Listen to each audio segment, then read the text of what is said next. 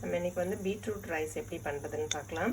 நான் அதுக்கு வந்து இந்த பேனில் 2 டேபிள் ஸ்பூன் எண்ணெய் ஊற்றிருக்கேன். இந்த எண்ணெய் காஞ்சோன்னு கொஞ்சம் கடுகு போட்டுக்கலாம், உளுத்தம்பருப்பு, கொஞ்சம் கடலைப்பருப்பு சேர்த்துக்கலாம், ஒரே ஒரு காஞ்ச மிளகா போட்டுக்கலாம்.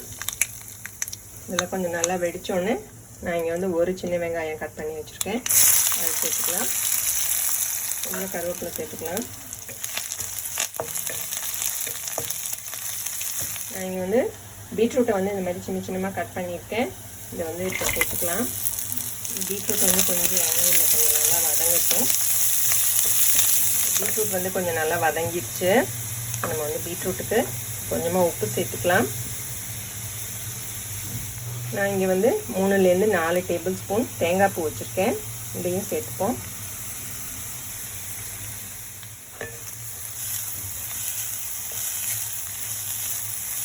நான் இங்கே வந்து 1 கப் பாஸ்மதி ரைஸை ஒரு 20 நிமிஷத்துக்கு நல்லா ஊற வச்சுட்டு அதுக்கப்புறமா ஒரு 1½ கப்ஸ் தண்ணி ஊற்றி வேக வச்சுருக்கேன். லேசாக உப்பு போட்டிருக்கேன். ஸோ இப்போ வந்து நம்ம இதை சேர்த்துக்கலாம்.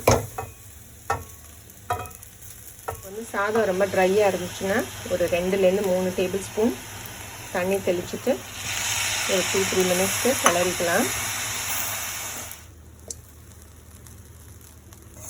நல்லா மிக்ஸ் பண்ணதுக்கப்புறம் ஒரு 2 to 3 மினிட்ஸ் வந்து இந்த ஃப்ளேம்லேயே இருக்கட்டும். நம்ம அதுக்கப்புறமா அடுப்பை ஆஃப் பண்ணிக்கலாம். சுவையான பீட்ரூட் ரைஸ் வந்து தயாராகிடுச்சு. நீங்களும் இதை உங்கள் வீட்டில் செய்து பார்த்து எப்படி இருக்குன்னு உங்கள் கமெண்ட்ஸை எனக்கு சொல்லுங்கள். இந்த வீடியோ பிடிச்சிருந்தா லைக் பண்ணுங்கள், கமெண்ட் பண்ணுங்கள், ஷேர் பண்ணுங்கள். என்னோடய சேனலை சப்ஸ்கிரைப் பண்ணிக்கோங்க. தேங்க்யூ.